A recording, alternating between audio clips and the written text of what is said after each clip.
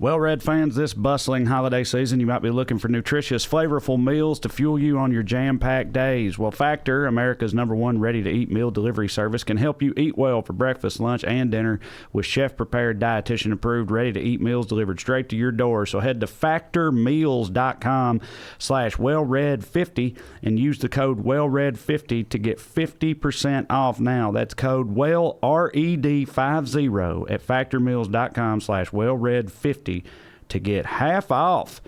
Cho, how you doing? Here we are. We're here. I, too, am bustling. I like that word. Yeah. It's a bustling time of year. I myself am bustling, hustling as well, a combination of hustling and bustling. It's funny that I feel like bustling seems super white to me. It sounds like a super white word, whereas hustling is, super black. Yeah, like you think of Rick Ross, hustling. That wouldn't hit as much if it was bustling. I don't know. It hit for me if it was bustling. Bustling definitely sounds like bustling. Yeah, bustling, hustling, all the hustle and bustle. That definitely sounds like something like producer Bryce would say, like some middle management white guys, like all the hustle and bustle of the year. But when you're hustling, it's cool. Yeah. So if y'all are watching on YouTube, you see this empty seat. That's Drew's. He has died and will no longer be with us. That's not true. Thank God. He's late. Which is fine. We got our wires crossed a little bit this week on recording times. We're doing 2 episodes. We're recording 2 episodes this week. Y'all ain't got to worry about that, but it screwed Drew up. He's on the way. He'll be here at some point. In the meantime, we go ahead and get started. We're talking up top about Factor, which I am a big fan of Factor and those meals, but it don't hit to just eat good all the time, right? No, of course not. Right.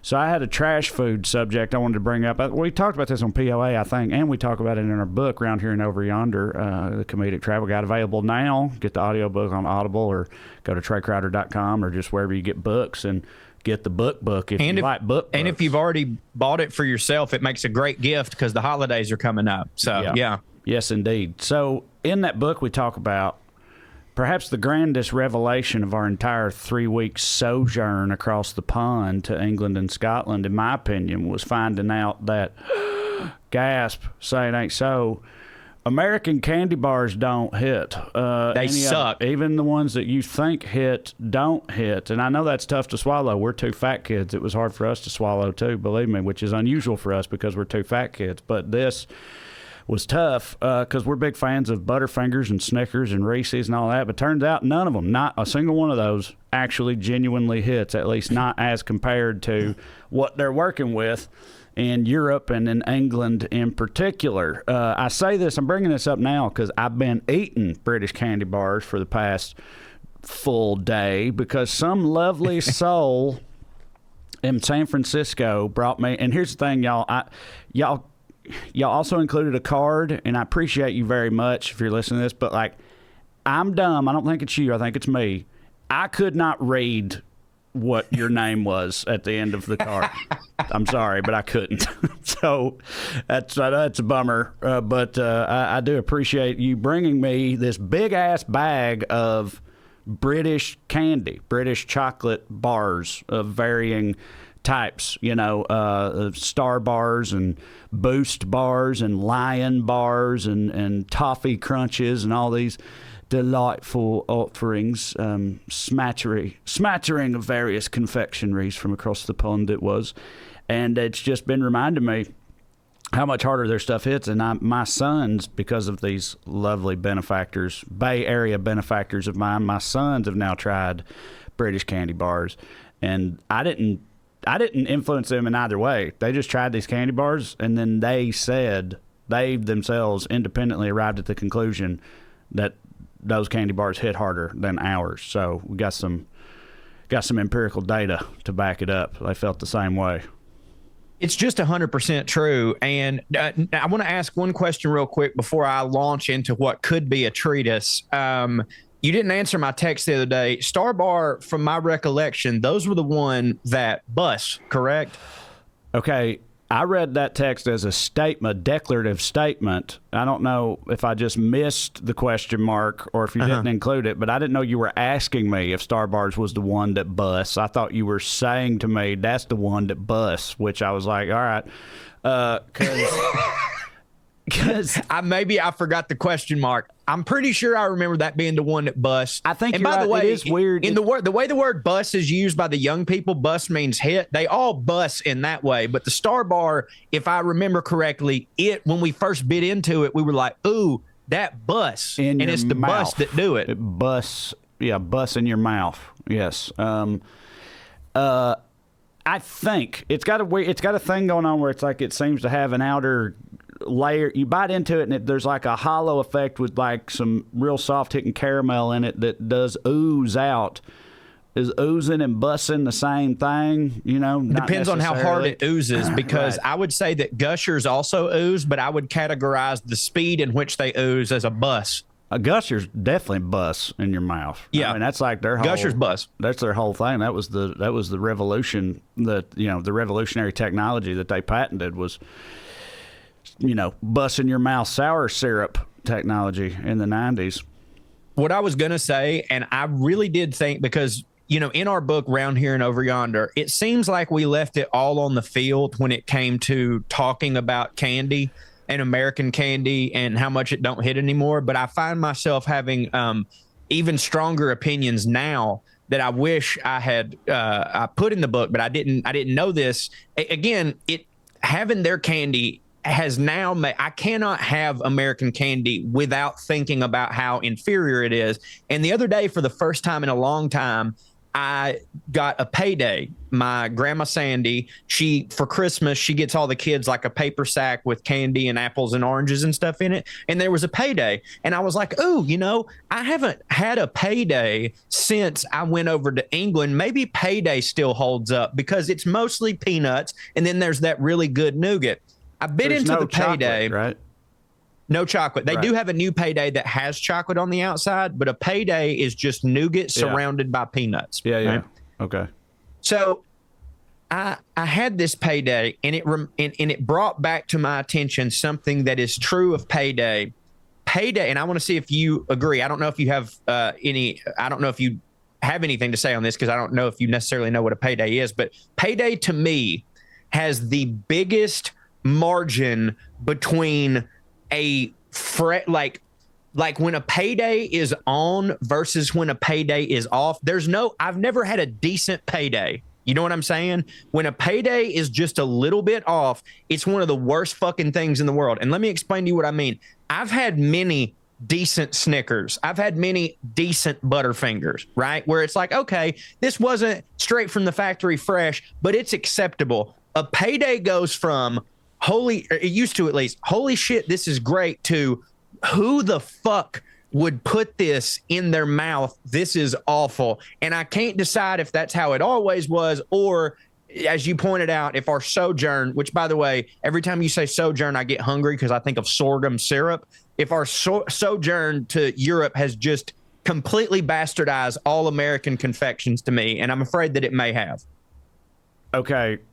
Couple of things there. Paydays, I know that I feel like paydays get hated on quite a bit, and I always thought that they were better than they got credit for. It's just, and like, I used to love them. And I would think in this conversation, I would understand why you might think payday would be one of the very few that holds up, because I wanted to say to people, the generally accepted principle here is that the reason that our American candy bars are so inferior to those over there is due in large part to the chocolate that and how chocolate works. It's mostly about the chocolate. Their chocolate over there is just 10 times better than ours. And as I understand the rationale for that to be, it's because old man Hershey there in was there an actual old man Hershey, or just the town? I believe so. The town was Hershey, or they named William the town? Randolph Hershey. William Randolph Hershey. Yes, we all recall. Yeah. Anyway, old man Hershey developed a way to bring chocolate to the masses, very American in nature. We like to bring things to the masses in this country. It's something we've focused on over the years. And the way he did it, involved approaching chocolate in a different way, which chocolate purists were disgusted by. We're like, well, it ain't meant for the peasants. Fucking, they don't need it. If you're gonna ruin it so the peasants can have it, just don't even do it at all, right? So like. But that technique came to define American chocolatiering, as I understand it. And that's why it just don't hit as hard, largely, is because their chocolate, they it's different from how we do our chocolate, and it's just fundamentally better. Point being, Payday, because it doesn't have chocolate involved, I could see how it would be an outlier in this discussion because there's no chocolate factor to worry about. I haven't had a Payday in so long I can't comment on the, sometimes it hits, sometimes it don't situation. I mean, I feel like any candy bar, if it's old as hell, it's probably dry and crumbly and all. And I mean, that's obviously not good. But, nothing's going to hit if it gets too old, if it sits around for too long.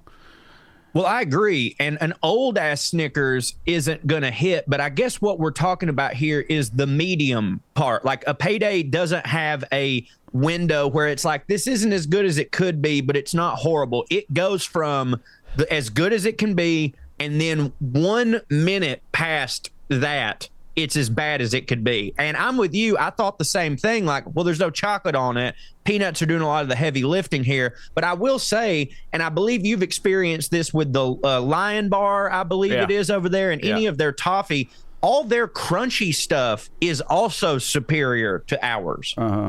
Yeah, it's like soft, not softer because it's crumbly, but it's like not, it's less dense. It's lighter and more airy. They're wafers, exactly. They're wafers and stuff. Yeah, the Lion Bar is basically a Kit Kat wrapped in Nestle Crunch, pretty much, to explain it to Americans, which is like, where's that at? Why do we not have that? That's fucking fire. How have we not thought of that? But anyway, we're on so many different candy related subjects right now. You asked me something a minute ago at the end of your little treatise that I was going to respond to, and then I didn't, and now I can't remember because I circled back to the chocolate thing. I don't remember. I don't even remember what I was talking about. You know me, I get passionate and I vomit it all out, and then I'm on to the next thing. I was basically wondering if you felt the same way about Payday. I think that like it's either hit or miss, or if there's another candy bar that you feel the disparity in quality between new and on the shelf, like a candy that there's a wider margin of this is either great or it's fucking horrible. No, not that I can think of, but God damn it, I keep forgetting the things that I want to say to you about these things. Oh, you said sorghum syrup? So yeah, I reference sorghum in my act right now, and it always gets a pretty big pop because I feel like it's the most old-timey sounding thing there is. Of course. But like, you still be actively fucking with sorghum? Sorghum is a part of your life? No, I'm surprised. No, okay, because no, it's just that I know what it is. I mean, I was halfway raised by my granny, who was 68 when I was born, 96 when she died, and was a big part of my life. So like, I had sorghum as a child, and I know what it is. And every now and then, if you go to like a mom and pop like biscuit place, they will have like, when you get like the jelly sampler, they'll have some sorghum. It's not in my house. It's not a staple. However, when I'm reminded of it, I'm like, oh, that does hit. I'd like some sorghum, Yeah, I don't know that I've ever had sorghum. I've long known what it is or whatever. And it's like I said, it's like in my act, I talk about people in LA thinking I sound like a cowboy or something. And I say like, guess like if we're at a party, we run out of beer, and I'm like, well, I guess somebody better ride into town, pick up some more. And they're like, ride into town? What are we out of sorghum? Right? And it's like, and then there's other punchlines after that. But like, yeah, and sorghum, it always hits because I feel like nothing sounds more old timey, in my opinion. Yeah, than sorghum and sarsaparilla. That would be another good comp. Another thing you told Whorehound candy. Yeah, that's what I was about to say. Whorehound candy, which I've still to this day never had. But that's another thing. You're great, dude. You're great. Like, my Meemaw's, 84. I had great grandparents that lived to be 98, 99. Great grandmothers specifically. All the men in my family explode at 59 or whatever. So I'm doomed. But I've had women live to be 90 something years old. So I've had old ass Southern women around me. But your granny, when you talk about her, she's old school. She just sounds like a character from like a Coen Brothers movie about the Depression era South or something. Yeah, man. You said she loved Whorehound candy, and I was like, she did. What the fuck is that? I'd never even heard of it when you brought it up, and now I know what it is, but I've still never had it. Yeah, man. She was definitely she's someone who even when out of the Great Depression. And like my granny never, like when I say, oh, when she got out of the Great Depression, she worked as a bank teller, making not much money at all, but like, still she was not completely, didn't have a pot to piss in, but like she never fundamentally got out of the Depression. Do you know what I mean? Like she never like, oh, I've got a job now, so I don't have to behave in this way. Like it was in her. And so all of those things like were still her treats. And I remember like Cracker Barrel. Oh my God, dude, I'd take her to Cracker Barrel. And so at Cracker Barrel, they basically have an entire section of the general store that's like, were you in the Depression? Here's the candy you ate. Yeah, you know what I mean? And Whorehound was there, and like, she would eat it, and my mom would always go, Granny, people only ate Whorehound candy when that was the only candy they could eat. We'll get you anything else you want. And she's like, no, I like this. And by virtue of that, I like Whorehound. It's kind of root beery. You know what I mean? I'm doing it just for like a nostalgia thing. But like, yes, Granny, that's a good way to put it. She's like a Coen Brothers character representing the Depression. Yeah. So it tastes like root beer, sort of. Is kind it chewy? Do you chew it, or is there a hard candy you suck on it for a long time? The one that Granny would get that she says was kind of like the one she got. It was a hard candy. It was kind of like, you would like a little peppermint type thing, but it was like like in a little log looking thing, and it was just you'd suck on it like a Luden's cough drop. Yeah.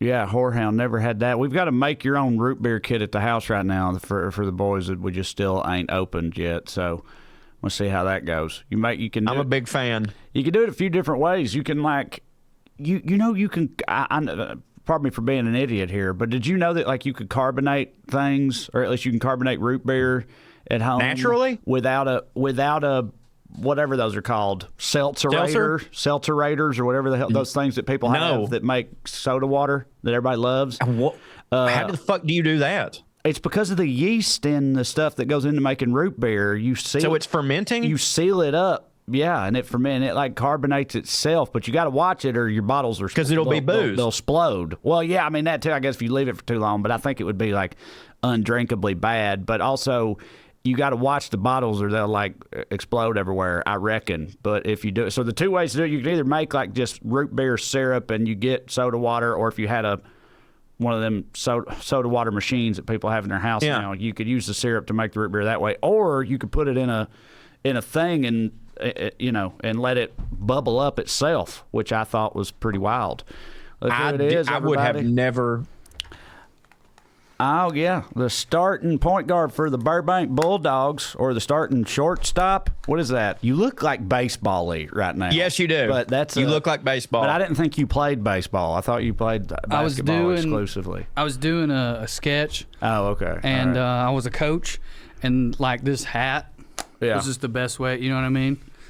Like you look like me. You look like a Little League coach, which Corey always looks like a Little League coach. So, yeah. To, like, physically do it, the hat, you know what I'm saying?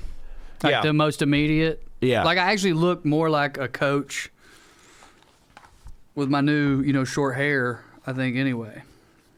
I think the hat is more coachy. The hat does it. Well, but, like, no coaches wear this anymore, but this signifies it more. Do you understand? Yeah. This is a sketch coach. Yeah. And this is, like, Sean McDermott or whatever his name is. Also, perfect shorts and perfect tuck in without the blouse. I mean, for sure, you're nailing it. The tuck into the ball shorts is definitely a pretty classic move. Did you have that shirt made, or is that an actual? I got it at Walmart. Team? Oh, okay, all right. Oh, maybe that's the. I think this is the high school. The high school? They're the Bulldogs. I had no idea. And my sons ain't old enough for all that yet. The only shirt I could find of mine from Sunbright, my high school. Like, I have a bunch somewhere, probably at my mom's house. Got a rebel flag on it? No, it's so funny you say that. It's tie-dye. The Indians? Oh, I thought, okay. It's tie-dye. It's the opposite of that. Yeah. That's why I have it. Like, I saw my mom wearing one. It's like new, tie-dye's back. And I was like, hey, get me one of them. This is the only one I had. So I did this. I know you've told us before, but what was Sunbright? The Tigers. Yeah, right. The Salina's also the Bulldogs, which is like those. I feel like those two and Wildcats Eagles. are like the Eagles. Those are like they've got to be the four most popular probably high school mascots, I would think, or close to it in the country. What color's that? Yeller. And our colors were, according to our cheerleaders and everybody, we were blue and gold. but we were definitely yellow. Yeah, no, we were gold. We were black and gold, and I were gold. I don't about to say I don't have anything to show you, but like compared to that, especially, it was definitely gold. Like we looked like the dollar store bargain bin, like Saints colors. Basically, Yeah. Like, you know what's funny? Gold, where I'm from, in various different regions, the trashiest piece of shit high schools are always black and gold or black and silver. Well, that's evidently also true for the Upper Cumberland, because I went to the trashiest piece of shit as high school in the fucking 8-county region or whatever. Go Bulldogs! Had a great time. But 8 was too many. I was gonna let you have it till you said 8. What? I feel like Morgan and Scott County. I think, dude, where Andy's from is the trashiest place in the world. But y'all are. But that's all East Tennessee, right? Right. But we're both on the line, correct? I think so. So I'm saying I think the line is in between us. So you're not like, we never played y'all in anything. No, we weren't even that far. That hour difference was too much. Yeah, right. So you're in a different grouping of trash counties. Mm-hmm. That's fair. For us, it's like us, Overton, Jackson, Pickett, Trousdale, maybe, and a couple other ones. But anyway, they're all, I'd say we're right up there among the trashiest for sure. Well, I won't hear no different, goddammit. Well, I think it was Upper Cumberland that threw me, because we're technically. Do y'all Upper Cumberland? See, I didn't think. Pickett State Park. Yeah. Andy worked there, because just you go to it from where you're at, and you just go down the hill and you're in her town. Mm-hmm. But we played. I texted you this the other day. Scott County. That's Oneida, right? Oneida's one of them. Yeah.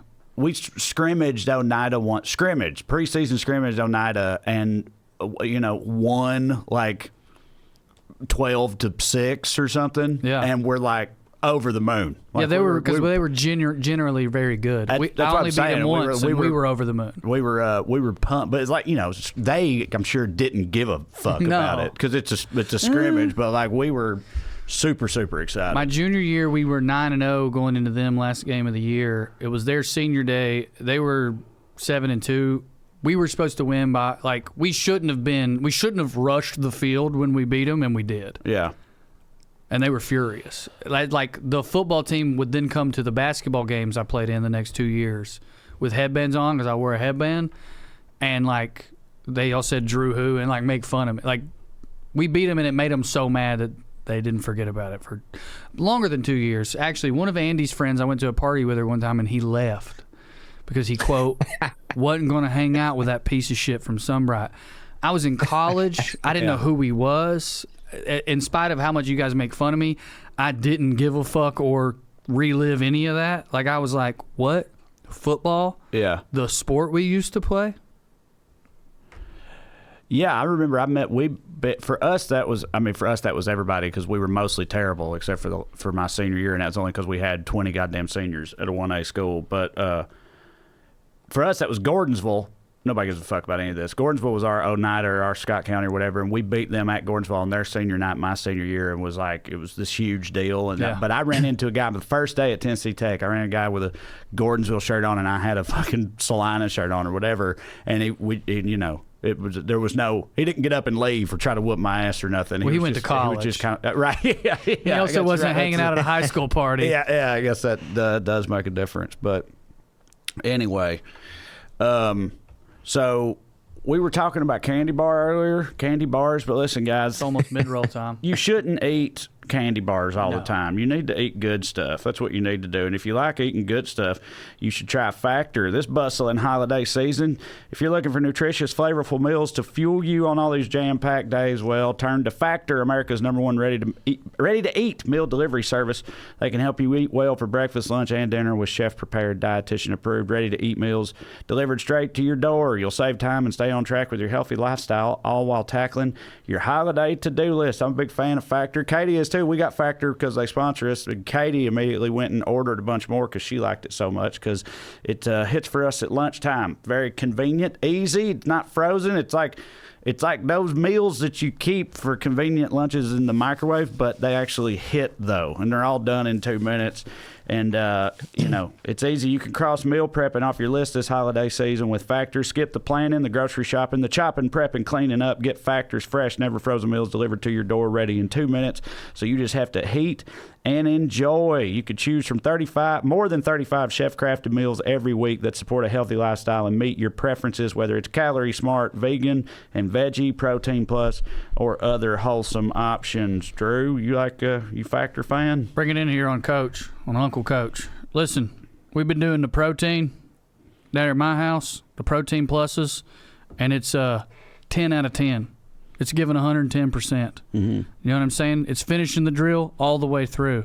It's focused, eye on the ball. It's got a good attitude. I love it because it's quick, it's easy, like you said. It's also tasty. Yeah. My favorite one is the chicken parm. Since I'm doing high protein, they replaced the pasta with broccoli. Phenomenal. Yeah. Easy. Tasty. There you have it. I'm all over it. What more do you need to hear, y'all? So here's what you can do. Head to factormeals.com/WellRED50 and use the code WellRED50 to get 50% off. That's code WellRED50 at factormeals.com/WellRED50 and get 50% off today. Factor. Let me add this in too. As a new parent, this has been a godsend. My favorite is the Indian butter chicken. And I want to add that I genuinely didn't know about this, but when Factor sent me my thing, they threw in some smoothies that were absolutely delicious. And for someone who currently has an infant who is hanging off of my head, sometimes I need to get something quick and delicious in. It's awesome. Literally this week, I probably would have starved without Factor. So yeah, that is factormeals.com/WellRED50. Use the code WellRED50 to get 50% off. It is worth it. It's great, especially for the holidays. All right. Candy bars. Can I say before we do candy bars, that infant hanging off of my head also just sounds like a reason you gave that you had smoothies? Like the infant hanging off my head demanded I have a smoothie, and I had one. So it happens. And also, Indian butter chicken is the excuse your grandfather made for why he hooked up with a Cherokee. Indian butter chicken. That's really good. Good job. Yeah, she's Indian. She's a butter chicken. Butter chicken, though. Yeah, no, I got it. Her face is busted. Butter chicken. Yeah, right. Yeah.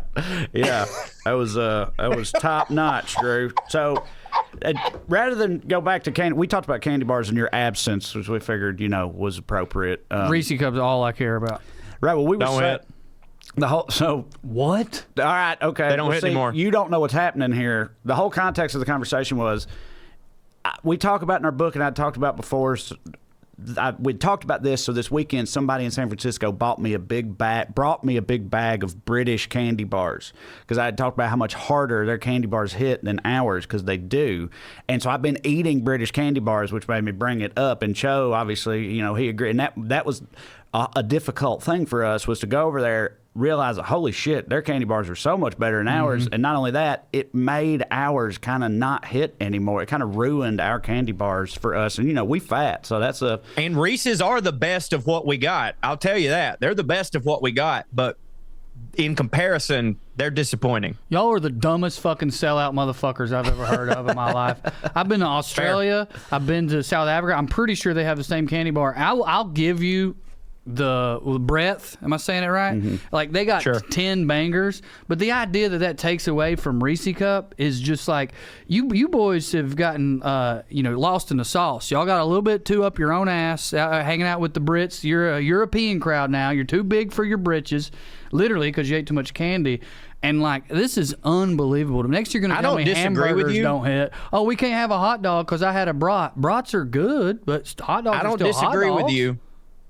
I will never disagree when someone says that me and Trae are up our own ass, but I will add this, that your palate is trash and you don't know what hits. So mine also is trash. Y'all literally just fucking pour Doritos in your mouth while pouring wine on your faces, screaming about how much you hit. I'm not suggesting my palate is special, and I'm not even saying that British candy bars don't hit. I'm saying the idea that they hit so good that Reese's somehow is done is just... They're not done. They just don't hit. God, you're really testing me. I'm not allowed to say that word now. I'm a coach. Here's the rationale. Again, we said all this earlier, but the it's the chocolate that do it. The chocolate is integral to almost every candy bar we have, and American chocolate is worse. I give you that. Right. Well, so that's what makes it. That's you ever why. had those dark chocolate Reese Cups from Trader Joe's? Oh, yeah, they're awesome. You got me not, on those. Not Reese cups, like the Trader Joe's version. Yeah, those are fire. So people give me shit. I think Corey did, saying that until he tried them, that those are better than Reese cups. I did. Okay, so like I'll give you that, but like that don't make Reese cups worse. They're just that this, the Trader Joe's is better than the Reese cup. Right. That, You know what I think mean? by definition that makes them worse if something's better than them. But I get what you're saying. I'm not saying that Reese's. I'm not saying that Reese's like definitions with me. Well, first off, I will agree with you that yes, it was during our writers' room days when you were like, I'm telling you these dark chocolate things from Trader Joe's, and all I heard was dark chocolate and Trader Joe's, and I was like, man, fuck this piece of shit. Ain't no way they're better than Reese's. And then I had it, and like I was like, okay, you're totally right. But like that's how I feel about every other candy bar in Britain. But like, yes, dude, since I can't just get those all the time, if you hand me a Reese's, I'm gonna smash it. But every time it enters my mouth, I think about how much better the equivalent would be in England, and it almost makes the calories not worth it to me. Is there an equivalent? Because I also want to say that when I say Reese's, I kind of mean a chocolate peanut butter cup. Right. So like I'm not necessarily defending a brand. And then the other thing I want to say is, are you saying that Reese Cups is worse than it used to be? Because that's what I'm hearing, and that's the part I'm having a hard time wrapping my head around. Like, the first time I had steak cooked properly, I was like, holy shit, this rules. But if you think I won't go to town on a Salisbury steak frozen dinner, you got three things. But that's not always true, though. I know exactly what you mean, and I hear you, but there's other things, like, for example, like, but I don't know. This could be. Like, Subway don't hit no more. Exactly. But it never hit. That one, right, but you don't know that it don't hit. Some part of us always knew. Then you get some part of us in there eating that poverty sandwich, right, sold to us by a literal pedophile. Going, man, there's got to be more to life. I had a more ridiculous example. I was going to say, like, when I was a kid, I loved fucking canned New England clam chowder. Not even Campbell's chunky variety. There's that brand that Progresso. No, that one hits harder too. I'm talking about, like, there's like a Save-A-Lot brand of clam chowder that we always great had. value. It's like, it's basically that. But I used to eat that shit all the time. What is the Save-A-Lot brand? And then, like, you get but anyway, at a certain point, I'm saying you do that, then you're like. Then I went to Seattle for the first time and tried actual, like, hidden chowder in a place that has hidden chowder, and I was like, oh my God. And this is a more extreme example than what, but I was like, what even is that other shit that like, it's not that bad between Reese's and their chocolate. That would be insane to suggest. But I'm saying, like, that type of thing can happen. You don't know any better till you do. And then you're like, well, shit. Well, I say again, I think, let me backtrack a little. Reese Cup is, to me, you probably know the word, like Kleenex. Eponym. Is an eponym for peanut butter cup. Yeah, sure. Like, I think the Trader Joe's minis are the best version of that I've ever had. Right. I would be absolutely willing to try a European version,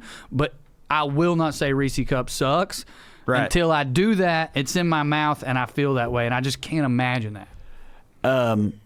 Yeah, no, I hear you. There was something else I was going to bring up, has nothing to do with any of that. We were talking about, Sunbright, Salina, East of Chickamauga. We're all from sort of the same place, which is... They all sound made up. Which is colloquially known as, by a lot of people, as BFE. Small town America? BFE. Bum fuck Egypt. Right. And I just want to bring up the fact that is a hilarious thing to be so widespread, because you ever, like, really, it's one of those things that's like you really stop and think about it. You're like, what? I've never thought about it. But fuck Egypt? And I know it's bum fuck Egypt, but where the hell did that come from? Egypt, you're not allowed to do any of that in Egypt. They'll kill you with rocks, I'm pretty sure. At least that used to be the way. Yeah, they will. And so, I think you're a little off. But, like, well, maybe not, whatever. Spears? No, I think you're equating Egypt with parts of the Middle East that are completely run by right wing, like, religious groups. Yes, and I don't think Egypt, they're not that. I don't know if Egypt ever went through that extremely. And also, let's remember I don't think it hits to fuck butts in Egypt, though. Yeah, let's think. Okay, but, like, Egypt's been around long enough. Hey Siri, can you fuck butts in Egypt? It should get credit for all the butt fucking that was going on for centuries.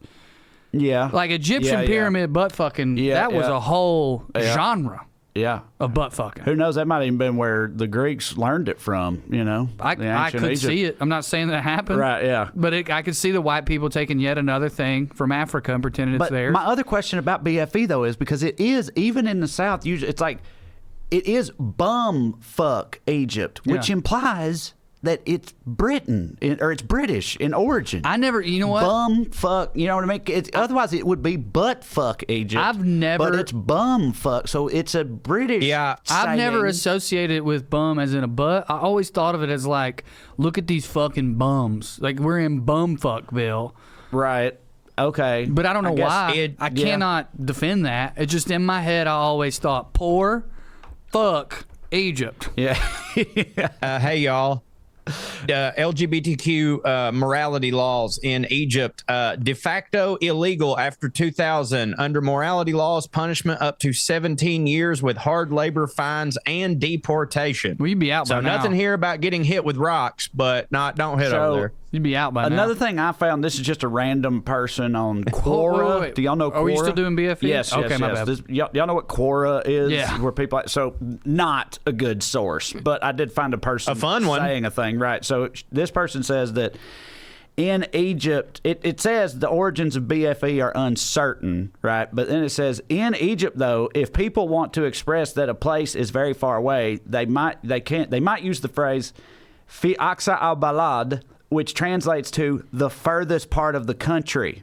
This phrase conveys a similar meaning to the concept of remote local. So in Egypt, they have a phrase that means like in the furthest part of this place. Of Egypt. Yeah, right. Even in Egypt, they say that, I guess. But anyway, it's just...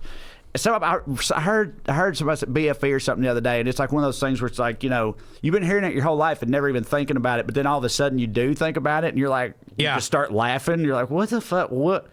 Why do we call the middle of nowhere bumfuck Egypt? We should have titled every show. Every show we've pitched, we should have called it BFE. Yeah. That's so true. Yeah. What about, this is the same vein, what about Timbuktu? How old were you when you realized that was an actual place?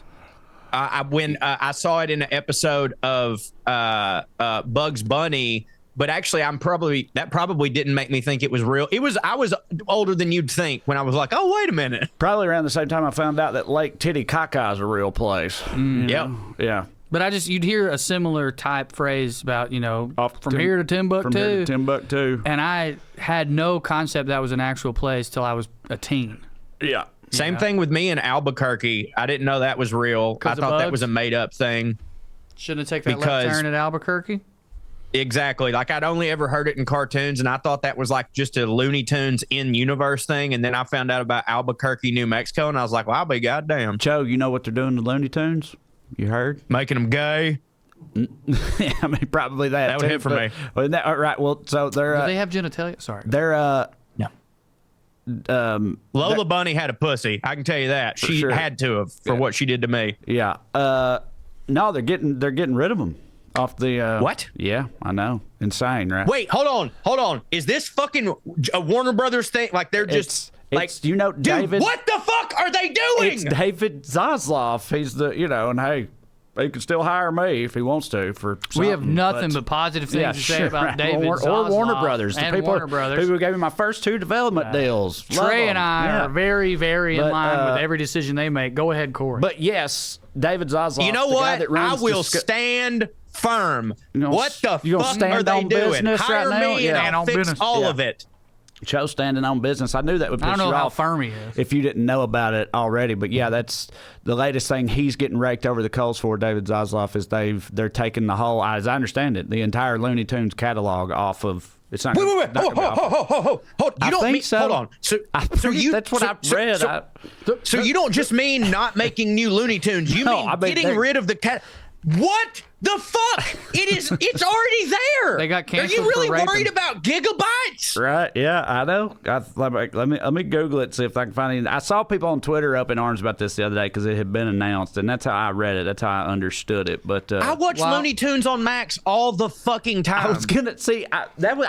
You're the guy. I almost asked that question first because I assumed you probably did. But yes, right. So. Yeah, well, you're not going to be able to anymore, I reckon. While you're looking for it, let me just say that raked over the coals is another one. Now you've got me on the old phrases processing. That's really dark.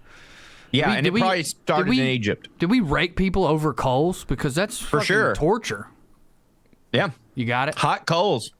No, I can't. Yeah, I mean, I'm sure we did. Confirm that it's gone? I can't. Yeah, is Max removing? Yeah, I mean, well, dude, they used to, bro. He was just talking about it on POA recently, and I did a report on it in college or whatever, a presentation on it. The stuff that they used to do. But the fact that we just say it now without connecting it to raking someone over hot coals is crazy. Yeah, well, obviously, it's not a human, so it's not the same thing, but it's also like, there's more than one way to skin a cat. It's like, why are you skinning cats? Yeah. Just drown them like a regular person, But fucking, yeah, but then you got to skin them.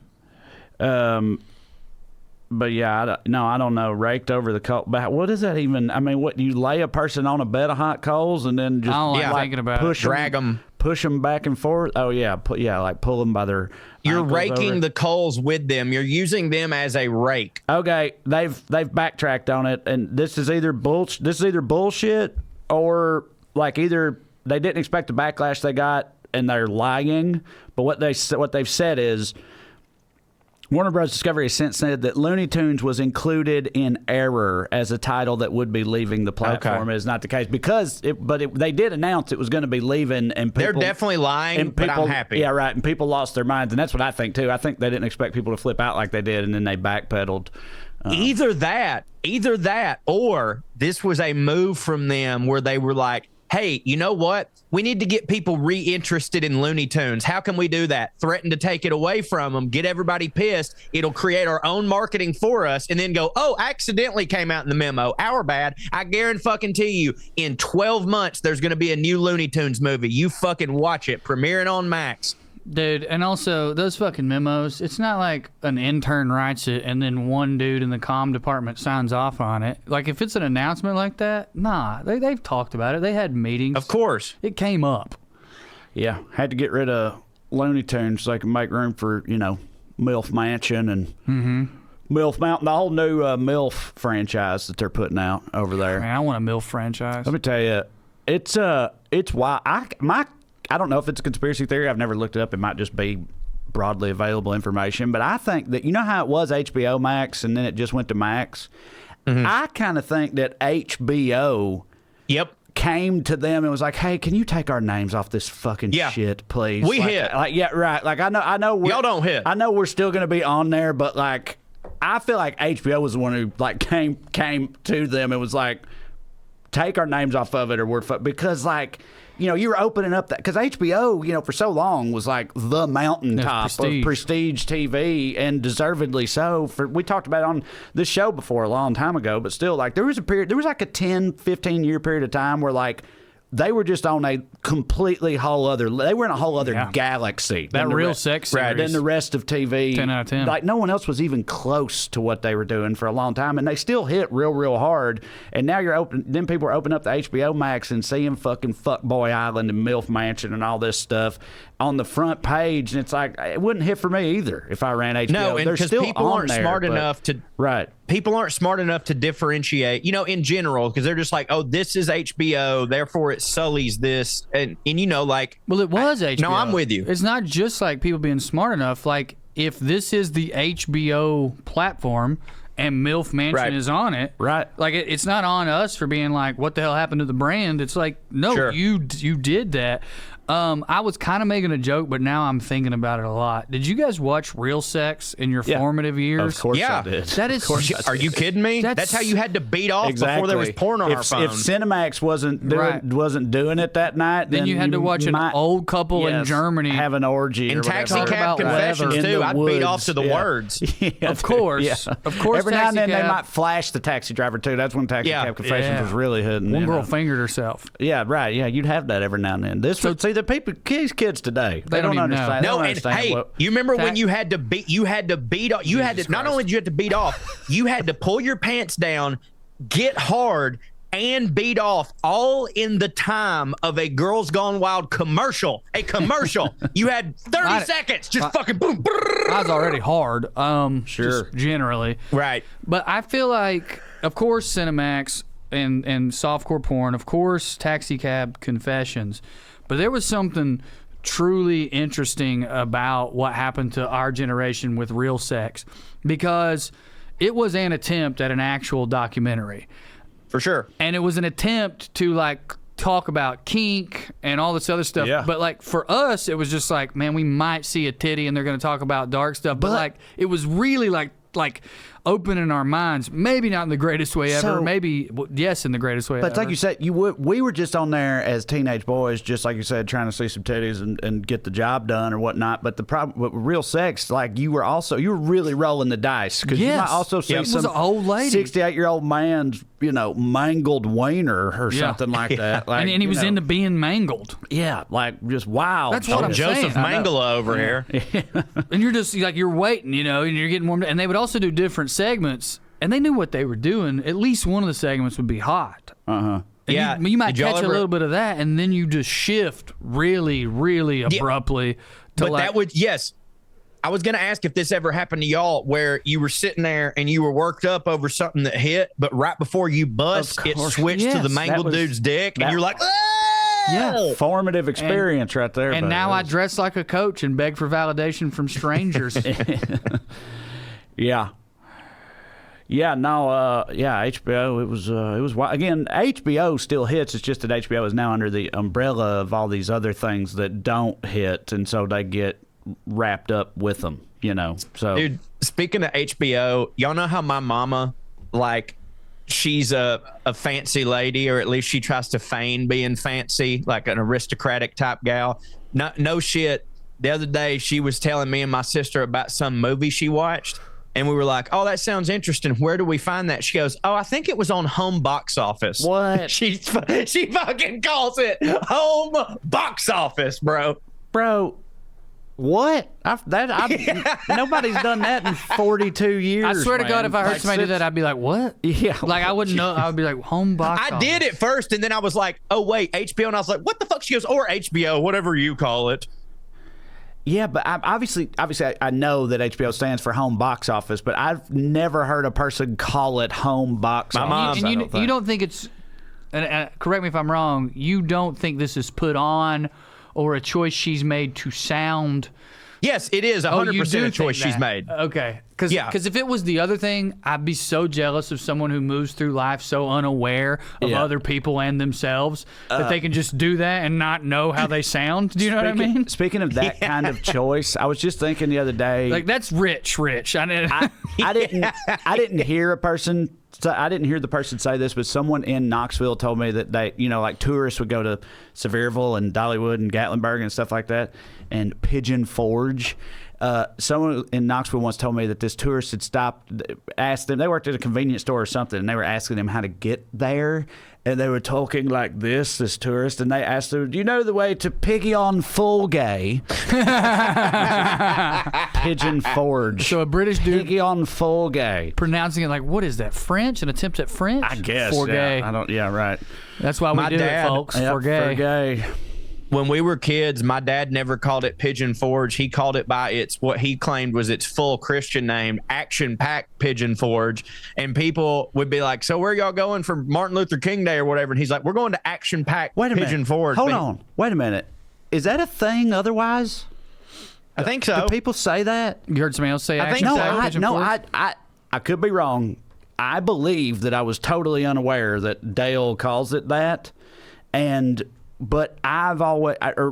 I think got it was that an from- ad campaign. Maybe for that was them. it, because I remember. Did you your remember, dad write it? Remember when we pitched all those different No, ideas I for a wish. cartoon? I put one in there that I called Action Packed Pigeon Forward. No, I think it was an ad. Okay, well that. Yeah, all it was right. an ad for them, but Dad Okay. thought that was the official name of the city. He's like, "We went to Action Pack Pigeon Forge, USA." So there was a thing in Branson, Missouri Yeah. that didn't happen there, where they, in the 70s, they had like ski shows in little man-made lakes where like professional skiers would go over ramps and stuff like that.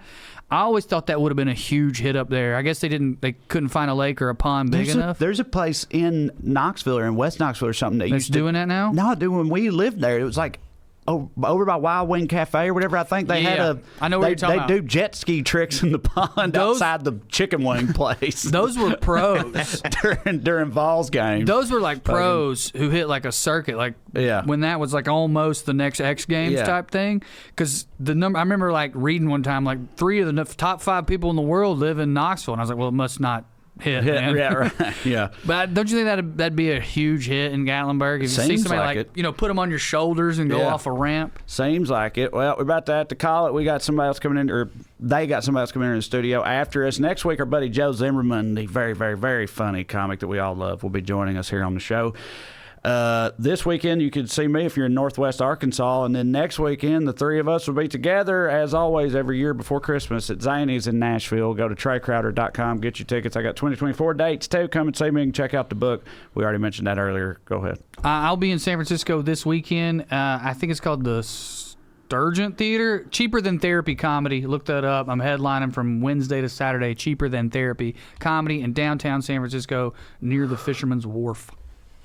I am in Asheville, North Carolina, December 28th at the Gray Eagle. Also go to bonuscorey.com for my bonus stuff. Thank you all for listening to the WellRED Show. We'd love to stick around longer, but we got to go. I'll tune in next week if you got nothing to do. Thank you. God bless you. Good night and skew. Nailed it.